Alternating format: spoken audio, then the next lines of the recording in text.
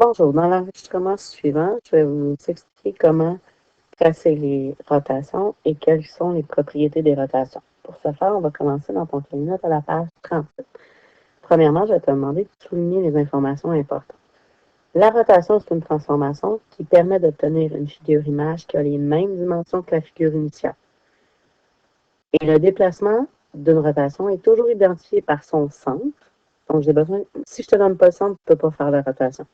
Je vais donner le centre, je dois donner son angle de rotation et je dois donner le centre de la rotation. Et la rotation est toujours identifiée par le petit symbole R qui veut dire rotation. Ensuite, une rotation. Dans une rotation, il y a deux sens possibles, soit dans le sens horaire, soit dans le sens anti-horaire. Le sens horaire, comme la flèche le montre, c'est dans le sens des aiguilles d'une montre. Mais on peut aussi dire que c'est le sens négatif. Tu vas dire si c'est pas logique, cherche pas de logique, c'est comme ça. Le sens horaire, c'est le sens des aiguilles de montre ou sens négatif. Si on pense au plan cartésien, ça pourrait être un petit peu logique, mais c'est surtout quelque chose qu'il faut que tu te rappelles. Il y a le sens anti-horaire, donc c'est dans le sens contraire des aiguilles de montre ou dans le sens positif. Si tu penses au plan cartésien, si tu viens dans un plan cartésien, je vais juste te faire un petit exemple à côté. Donc, quand tu as ton plan cartésien, tu as les cadrans 1, 2, 3, 4. Donc, le sens anti-horaire, dans le sens contraire des aiguilles de montre, c'est positif. Ça suit la logique de l'ordre des cadrans dans un plan cartésien. Peut-être que ça vient de là. C'est le seul lien que je peux te montrer. Donc, ça peut t'aider. Il faut que tu te rappelles de ça. Ça fait partie des choses que tu vas savoir par cœur. Donc, si jamais je te dis, je pourrais te dire, fais une rotation de moins 75 degrés. Il faut que tu te rappelles, moins 75. OK, moins, c'est négatif. Donc, ça veut dire, dans le sens horaire, il va falloir que ma rotation s'en aille dans ce sens-là. Donc, je peux te dire une rotation de moins 75, comme je pourrais te dire, fais une rotation de 75 degrés dans le sens horaire. Je peux aussi te dire, fais une rotation de 80 degrés. De 80 degrés. 80 degrés, OK, son signe est positif.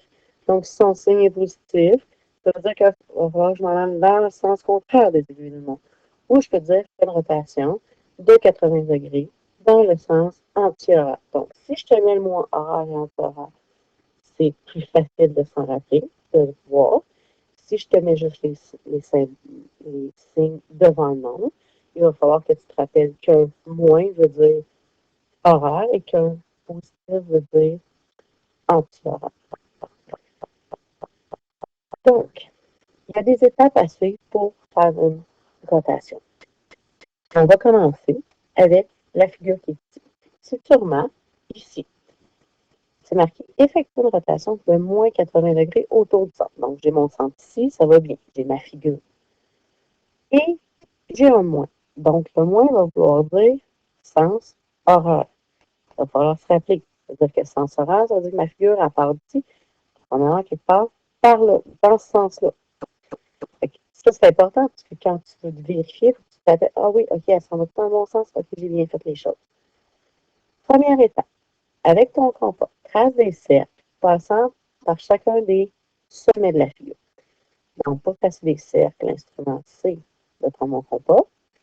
Je vais placer ma pointille sur le centre, donc pas sur la lettre, sur le centre, le point, et je vais me rendre jusqu'à chacun des sommets de ma figure.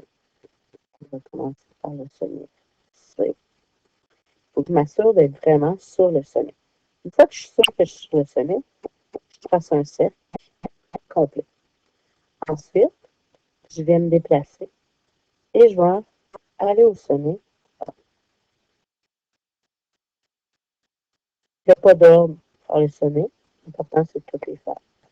Donc, je viens de tracer mon cercle qui part par le sommet A et je vais tracer mon cercle qui va passer par mon sommet B.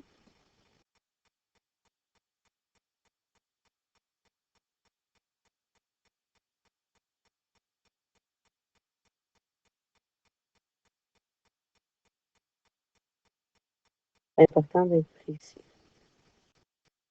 Ça peut être avant, ça peut être après. Et si j'ai un petit peu de difficulté, il va y avoir une petite imprécision. Toi, il faut vraiment être précis. Moi, avec l'échelle informatique, c'est un petit peu difficile. Ensuite, une fois que j'ai tracé, il y a des fois que l'angle va déjà être là. Dans ce temps-là, on est content. Quand l'angle n'est pas là, il va falloir le tracer. Donc, notre première étape est finie. C'est marqué avec ton canton, mesure le déplacement d'un point de la figure initiale. Mesure l'arc. Mais je ne peux pas faire ça tout de suite parce que je n'ai pas mon angle. Donc, dans les étapes, c'est pas marqué de tracer ton angle parce que souvent il est là. Comme ici il n'est pas là, on va le faire. Donc, la première étape, tracer ton angle. Tu vas placer soit ta règle ou la base de ta rampe cordon. Tu vas venir tracer.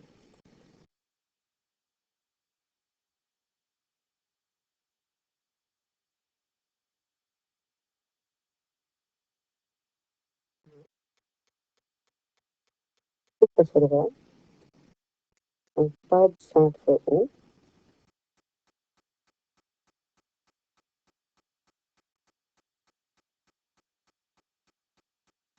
C'est pas mal de misère. On va prendre une règle.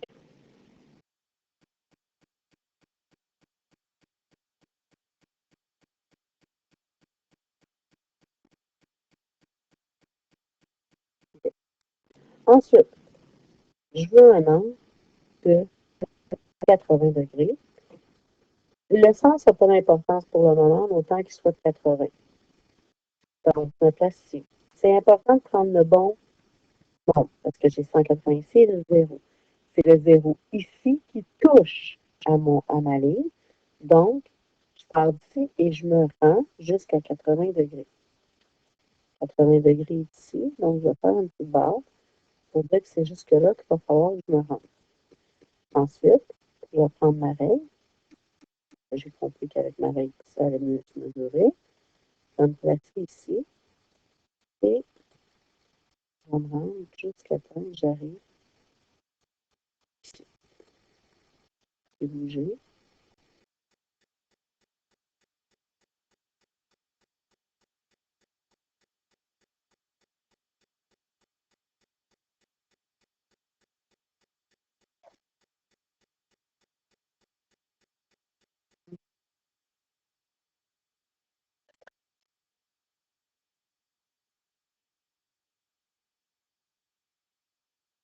L'angle qui est formé devrait être de 80. Maintenant, ça va être important, je vais aller inscrire le sens. Et là, c'est là que c'est important. Parce que l'angle est de 80. Peu importe si c'est dans horaire ou en horaire, c'est le même angle. Donc, l'angle est ici de 80. Par contre, je veux un angle de moins 80 degrés. Ça veut dire moins 80 degrés. Le moins signifie que je m'en vais dans le sens horaire. Le sens horaire, c'est le sens du monde. Donc, ça veut dire que ma figure va devoir se déplacer dans ce sens-là, comme ça ici. C'est là que je vais mettre ma flèche.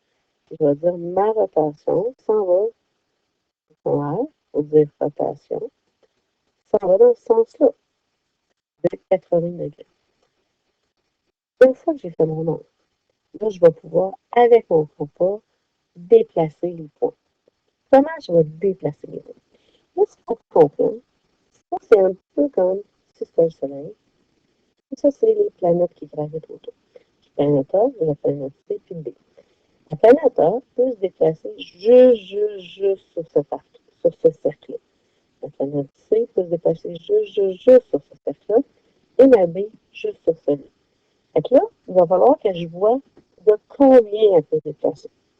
Si on marque notre angle, va nous l'indiquer.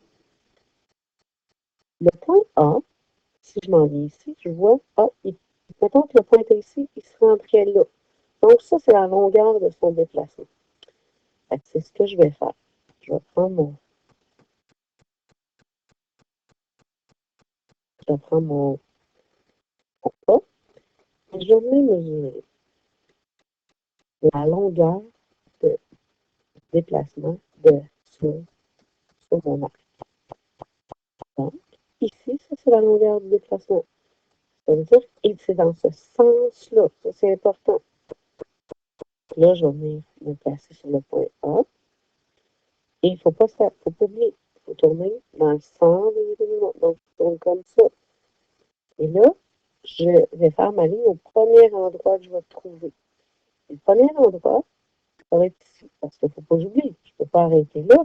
Et là, ça, c'est ma ligne pour mon point B.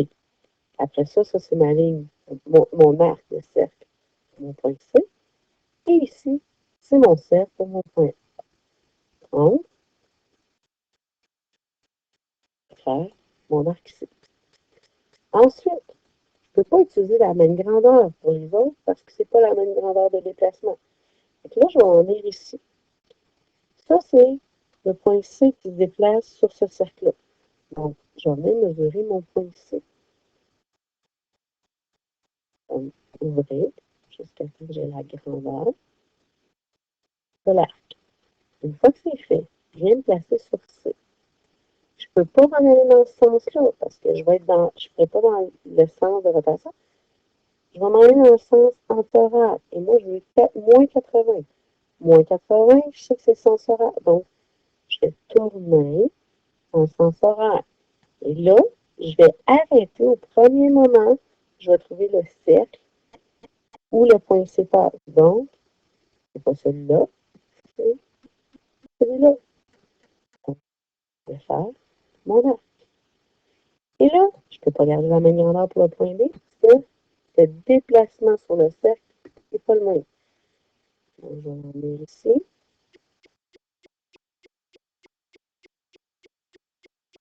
Et je vais venir mesurer.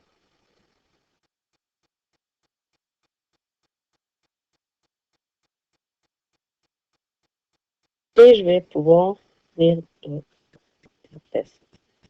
Je vais prendre mon compas, je vais me placer ici. Et on ne s'oublie pas, dans le sens horaire. Et là, c'est la première fois que je le rencontre, donc je vais tracer. Maintenant que j'ai fait ça, avec mon compas, j'ai mesuré le déplacement de l'arc. Je vais reporter cette mesure-là sur la mesure de l'arc de ma figure initiale en respectant le sens de ma flèche de rotation pour obtenir mon point de ma figure image. Je l'ai recommencé pour les 3 points. Donc, j'ai déjà fait l'étape 2, 3 et 4.